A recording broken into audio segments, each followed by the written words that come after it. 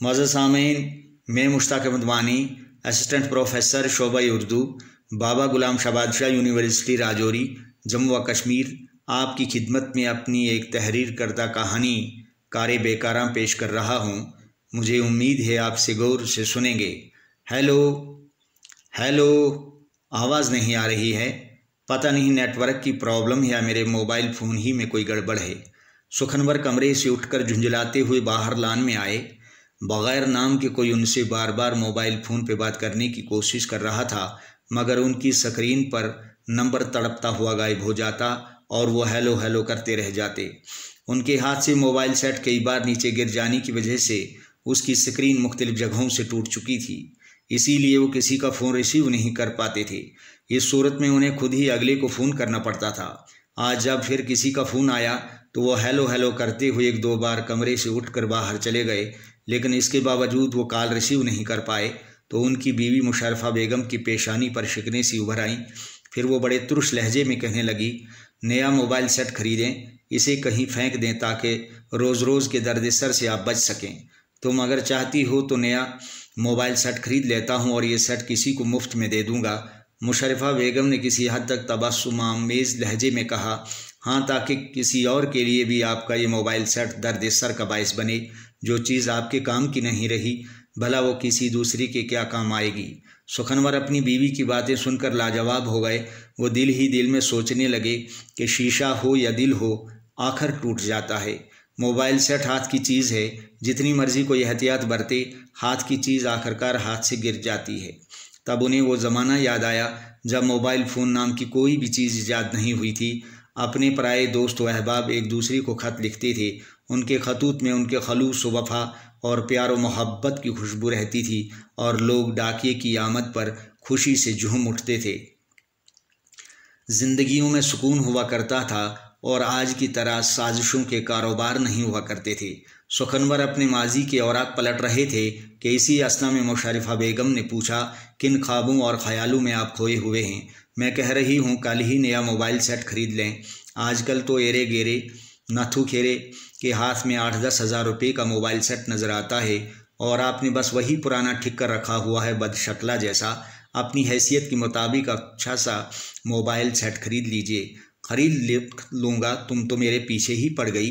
मैं भी ये महसूस कर रहा हूँ कि मुझे नया मोबाइल सेट खरीदना चाहिए। मोबाइल फ़ोन मेरी बुनियादी ज़रूरत है। अभी मेरी पेंशन मेरे बैंक अकाउंट में नहीं गई है। अल्लाह ने चाहा तो चंद रोज़ बाद तुम मेरे हाथ में खूबसूरत सा मोबाइल सेट देखोगी। सुखनवर एक मामूली कलर की पोस्ट से सुबुकदोश हो चुके थे। उनकी सिर्फ 2 बेटियां थी, बेटा नहीं था। दोनों बेटियां कॉलेज में ज़ेर तालीम थीं। उनकी फ़ीस, सूट बूट, किताबें और दूसरी ज़रूरी अशिया के अलावा घरेलू जिम्मेदारियों को निभाते निभाते सुखनवर के चेहरे से बढ़ापे के आसार साफ नजर आने लगे थे। शराफत और खौफ आखिरत के साथ ज़िंदगी का सफ़र तय करते आए थे। फजूल खर्ची से उन्हें नफ़रत थी। मोबाइल सेट ख़राब होने की वजह से कुछ परेशान से हो गए थे।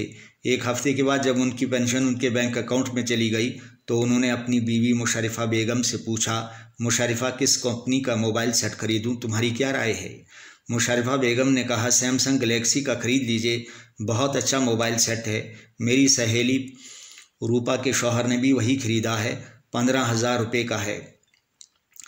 सुखनवर ने बीवी की राय सुनी तो बेसाख्ता तौर पर उनकी ज़बान से निकल गया, 15,000 रुपये का मोबाइल सेट? अरे इतना महंगा? मुशर्रफा बेगम ने तस्दीक की, कहने लगी, हाँ, 15,000 रुपये का मोबाइल सेट है। ये तो आप भी जानते हैं कि सस्ता रोए बार बार, महंगा रोए एक बार। सुखनवर अपनी बीवी की बातें सुनकर लाजवाब हो गए। उनसे कोई भी जवाब नहीं बन पड़ा। आहिस्ता से कहने लगे, महंगा ही खरीद लेता हूँ। फिर सर खुजलाते हुए सोचने लगे, मुझे कुल 30,000 रुपये पेंशन मिलती है, 15,000 रुपये का मोबाइल सेट आएगा, बाकी 15,000 बचेंगे। उसमें गाड़ी का पेट्रोल, रसोई गैस सिलेंडर, 1,000 रुपये बिजली का किराया, एहसान दुकानदार के बकाया 5,000 रुपये, बेटियों नाजिया और शाजिया के लिए एक एक गर्म सूट और फिर डॉक्टर की फ़ीस। उन्हें देर तक ये सारी ज़रूरियात याद आती रही, लेकिन इन सब के बावजूद उन्होंने दूसरे ही दिन नया मोबाइल सेट खरीदने का मुसम्मम इरादा कर लिया। दूसरे दिन वो घर से निकलकर बाजार चले गए।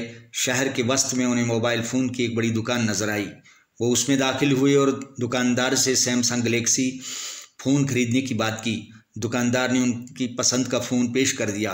सुखनवर को फ़ोन बहुत पसंद आया। उन्होंने कीमत पूछी तो दुकानदार ने 15,500 कीमत बताई।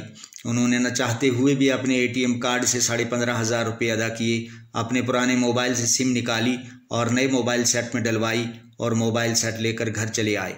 घर में उनकी बीवी और बेटियों ने जब नया मोबाइल सेट देखा तो बहुत खुश हुई। बड़ी बेटी नाजिया ने कहा, पापा मैं आपकी इस मोबाइल सेट में ज़रूरी ऐप्स डाउनलोड करके रख देती हूँ ताकि बवक्त ज़रूरत आपके काम आए। हाँ बेहतर है बेटी, सुखनवर ने कहा। छोटी बेटी शाजिया ने नए मोबाइल से अपने पापा और मम्मा का फ़ोटो खींचना चाहा।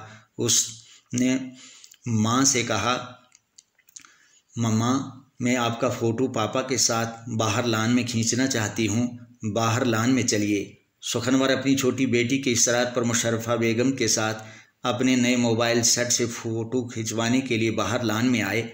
दोनों एक दूसरे के साथ खड़े रहे। शाजिया ने हंसते हुए कहा, पापा ओ मम्मा ज़रा चेहरों पर मुस्कान रखें, आप ऐसे लग रहे हैं जैसे दोनों एक दूसरे से नोक-झोंक करके आए हों। शाजिया की बातें सुनकर सुखनवर और मुशर्रफा बेगम दोनों खिलखिलाकर हंस पड़े। शाजिया ने कहा, इस सूरत में भी आप दोनों का फ़ोटो अच्छा नहीं लगेगा। मेरे कहने का मतलब है आपके चेहरे पुरमसरत नज़र आने चाहिए। शाजिया ने अपने वालिदैन का फ़ोटो खींचने के बाद उन्हें दिखाया तो वो खुश हो गए। सुखनवर अपने मोबाइल सेट को आहिस्ता उठाते और आहिस्ता रखते उन्होंने अपनी बड़ी बेटी नाजिया से नातिया रिंग ट्यून रखवाई। उनके नए मोबाइल सेट पर जो ही ये ट्यून बजने लगती तो वो सर धुनने लगते। नातिया रिंग ट्यून के ये बोल थे, हम मदीने से अल्लाह क्यों आ गए, क़ल्ब हैरां की तस्कीं वहीं रह गई, दिल वहीं रह गया जहाँ वहीं रह गई, हम उसी दर पे अपनी जबीं रह गई। सुखनवर ये नहीं चाहते थे कि उनका मोबाइल सेट उनकी नज़रों से ओझल रहे। उन्हें अपने इस नए मोबाइल सेट का हर वक्त ध्यान रहता। बाज़ार जाते और गाड़ी चलाते हुए भी एक दो बार मोबाइल को देखते और इस बात का इत्मीनान कर लेते कि उनका मोबाइल उनके पास है। अब वो इस नए मोबाइल सेट पे फेसबुक और व्हाट्सएप चलाना भी सीख गए थे। बहुत से उनके चाहने वाले उनके फेसबुक फ्रेंड बन गए थे। एक दुनिया उनके साथ जुड़ती जा रही थी। यूट्यूब पे कई जायज़ और नाजायज़ वीडियोज़ उनकी नज़र में आती तो वो इस बात का ख़ास ख्याल रखते कि मुझे क्या देखना है और क्या नहीं देखना है। एक रोज़ वो बैतुल खला में कदम रखने ही वाले थे कि उनका मोबाइल फ़ोन बज उठा। उन्होंने कॉल रिसीव की तो आगे से उनके दोस्त जोगिंदर सिंह की आवाज़ आई। उसने कहा, सुखनवर यार जोगिंदर बोल रहा हूँ, क्या हाल है मेरे दोस्त। सुखनवर ने जवाब दिया, सब अच्छा है, तुम सुनाओ घर में सब खैरियत से है ना। हाँ यार ठीक हैं। अच्छा सुन, हम चंद दोस्तों ने नई फिल्मी दुनिया नाम का एक व्हाट्सएप ग्रुप बनाया है, मैंने तुझे उसमें ऐड किया है, उसे ज़रूर देखना और अपने तासुरात से नवाजने की कोशिश करना। हाँ मैं ग्रुप देखता हूँ, ये कहते हुए सुखनवर ने फ़ोन काट दिया और बैतुल खला में दाखिल हो गए। वहाँ से फ़ारग होने के बाद जब उन्होंने नई फिल्मी दुनिया ग्रुप देखा तो उन्हें बहुत से फिल्मी एक्टरों और एक्ट्रेसों की नीम उड़ियाँ तस्वीरें नज़र आने लगी। साथ ही बेसुरो ताल फौश गाने सुनने को मिले। उन्हें ये सब अपने दोस्तों की तरफ से एक भूंडा मजाक मालूम हुआ। एक रोज़ सुखनवर गाड़ी ड्राइव करते हुए मजदूर मंडी चौक पर पहुंच ही चुके थे कि उनके एक दोस्त फयाज़ अहमद का फ़ोन आने लगा। उन्होंने फ़ोन इसलिए नहीं उठाया क्योंकि सामने चौक पर ट्रैफिक पुलिस वाले खड़े थे। फयाज़ अहमद की 4 काले आने के बाद भी सुखनवर ने फ़ोन नहीं उठाया। चौक पार करने के बाद दूर आगे उन्होंने गाड़ी सड़क के किनारे रोक ली और फयाज़ अहमद का नंबर मिलाया। हेलो कहने के बाद उसने पुरस्कोह लहजे में कहा, यार सुखनवर फ़ोन क्यों नहीं उठा रहा था, क्या वजह थी।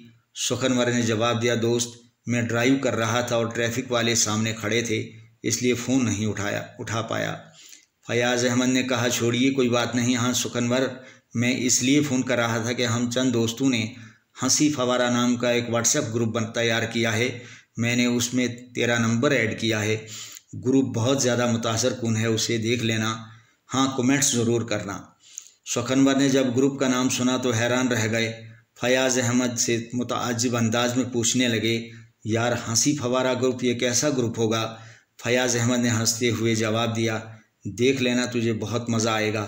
हाँ, मैं ग्रुप देख लेता हूँ, सुखनवर ने कहा। शाम को जब सुखनवर अपने घर पर पहुँचे तो उन्होंने शाम का खाना खाया, नमाज इशा पढ़ी और सोने से पहले उन्हें हंसी फवारा ग्रुप याद आ गया। उन्होंने फ़ौरन ग्रुप पर क्लिक किया तो उसमें से चुटकुले और तरह तरह के कार्टून मुख्तलिफ मज़ाहिका खेज़ आवाज़ों के साथ नमूदार होने लगे। सुखनवर के होंठों पर दबी दबी सी मुस्कुराहट फैलने लगी, लेकिन जल्द ही वो ये शैतानी तमाशे देखकर मायूस हो गए। उन्होंने उन तमाम खुराफात को डिलीट कर दिया। एक रात सुखनवर गहरी नींद में सोए थे। रात के 12:30 बजे उनके पुराने दोस्त बहार अहमद का फ़ोन आया। वो जाग गए। बादले नाख्वास्ता उन्होंने फ़ोन उठाया। हेलो कहा तो आगे से बहार अहमद ने नाराज़गी का इजहार करते हुए कहा, सुखनवर, मैं तुझसे नाराज़ हूँ। क्या हाल है मेरे हमदम देरीना? सुखनवर ने कहा, अल्लाह का शुक्र है, मैं माए अहलो अय्याल खुश व खुर्रम हूँ। बहार अहमद ने कहा, सुखनवर यार, मैंने आज फेसबुक पे एक फ़ोटो अपलोड किया था जिसमें मैं और मेरे कुछ खैरख्वाह साथियों ने यतीम लड़कियों और लंगड़े लूले अपाहिज लोगों में 5-5 किलो राशन तकसीम किया था। बहुत से लोगों ने हमारे इस कार्य खैर पर हौसला अफजाई के तासुरात पेश किए, लेकिन तूने कोई भी कमेंट नहीं किया। मैं तुझसे खफा हूँ। सुखनवर ने कहा, यार मुझे आज फेसबुक देखने का मौका नहीं मिला। उनके जवाब के साथ ही बहार अहमद ने फ़ोन काट दिया। कुछ ही दिन के बाद सुखनवर के मोबाइल फ़ोन पे बहुत से व्हाट्सएप ग्रुप आ गए। वो जो ही मोबाइल डेटा ऑन करते तो उनके मोबाइल फ़ोन पर व्हाट्सएप ग्रुपों पे आए तरह तरह के पैगामात और वीडियोज़ की भरमार शुरू हो जाती। वो ये सोच के हैरान रह जाते कि इन दो आँखों से क्या क्या देखूं और क्या क्या पढ़ूं। वो अब घंटों उन पैगामात को कुछ पढ़कर और कुछ बगैर पढ़े डिलीट कर देने में लग जाते। अब आहिस्ता आहिस्ता उनका कीमती मोबाइल सेट हैंग होने लगा। वो परेशान हो गए। एक दिन उनकी बीवी मुशर्रफा बेगम ने गैसी चूल्हे पर दूध से भरा बर्तन रखा। सुखनवर को दूध का ख्याल रखने को कहा और वो खुद पड़ोसन के घर किसी ज़रूरी काम से चली गई। सुखनवर मोबाइल फ़ोन पर आए पैगामात को डिलीट करने में मसरूफ़ थे कि इतने में उन्हें दूध के उबल कर बर्तन से बाहर निकल जाने की आवाज़ आई। वो फ़ौरन रसोई में गए, लेकिन तब तक दूध बह गया था। मुशर्रफा बेगम जब वापस अपने घर में आई तो दूध उबल कर बह जाने पर सुखनवर को कहने लगी, अब आपने मोबाइल को दिन रात देखना शुरू कर दिया है। आपको फेसबुक और व्हाट्सएप का चस्का पड़ गया है। दूध उबल कर बह गया है, मलाई कहाँ से आएगी? सुखनवर खामोश सर निहुड़ाए बैठे रहे। बीवी की बातों ने उन्हें पशेमान सा कर दिया था। उन्होंने मुसम्मम इरादा किया कि वो तमाम व्हाट्सएप ग्रुप्स अपने मोबाइल फ़ोन से हटा देंगे। इसी के साथ उनके दिल ने चाहा कि कोई ऐसा व्हाट्सएप ग्रुप तैयार किया जाए जो लामिसाल व बाकमाल हो। वो कुछ देर तक ग्रुप का नाम तजवीज़ करने के बारे में सोचते रहे। अचानक उनके जहन में दीनो दुनिया ग्रुप नाम आ गया। वो खुश हो गए। उन्होंने उसी वक्त अपने एक मुखलिस खुदा दोस्त, खुश अखलाक व खुश मिजाज दोस्त मोहम्मद मनशा को फ़ोन किया और उसे दीनो दुनिया नाम का व्हाट्सएप ग्रुप तैयार करने को कहा। मोहम्मद मनशा इंटरनेट की दुनिया से पूरी तरह वाकिफ़ था। जब ग्रुप तैयार हुआ तो मोहम्मद मनशा ने उसे वाकई दीनो दुनिया की मालूमात से मुज़य्यन कर दिया। वो उसमें एडमिन के तौर पर काम करने लगा। सुखनवर ने जब अपने दोस्तों के अलावा बहुत से व्हाट्सएप ग्रुप्स अपने मोबाइल सेट से हटा दिए तो उसके दोस्तों ने नाराज़गी का इजहार करना शुरू कर दिया। सुखनवर ने सबको ये जवाब दिया, दोस्तों, मुझे फ़िरका परस्ती और ग्रुपबंदी से सख्त नफ़रत है। मैं सारे जहाँ के लोगों को अपने ख़ानदान के लोग समझता हूँ, लेकिन इसके बावजूद मैं चाहता हूँ कि आप मेरा बनवाया हुआ ग्रुप दीनो दुनिया ज़रूर देखें ताकि आपका वक्त ज़ाया ना हो। मैं आप तमाम के नंबर उसमें ऐड कराऊँगा। एक रोज़ सुखनवर अपने घर के ड्राइंग रूम में बैठे दीनो दुनिया ग्रुप पर सूरह रहमान की वीडियो मज़ाहिर फ़ितरत के साथ देख रहे थे तो उन्हें इस आयत पर रोना आ गया कि जिन्नो इनस, तुम अपने रब की कौन कौन सी नियामतों के मुनकिर हो जाओगे। उनकी आंखों से आंसू बहने लगे कि इसी दौरान मुशर्रफा बेगम ड्राइंग रूम में आ गई। उसने जब सुखनवर की आंखों से आंसू बहते देखे तो वो फ़िक्रमंद हो गई। वो उनके करीब आई और पूछने लगी, आपकी इन आँखों में ये शबनम के कतरे, आखिर किस बात पे रोना आया। सुखनवर ने शायराना अंदाज में जवाब दिया, कभी खुद पे कभी हालात पे रोना आया। मैं पूछ रही हूँ आप क्यों आंसू बहा रहे हैं। आपको मेरी कसम मुझसे बात ना छुपाएं।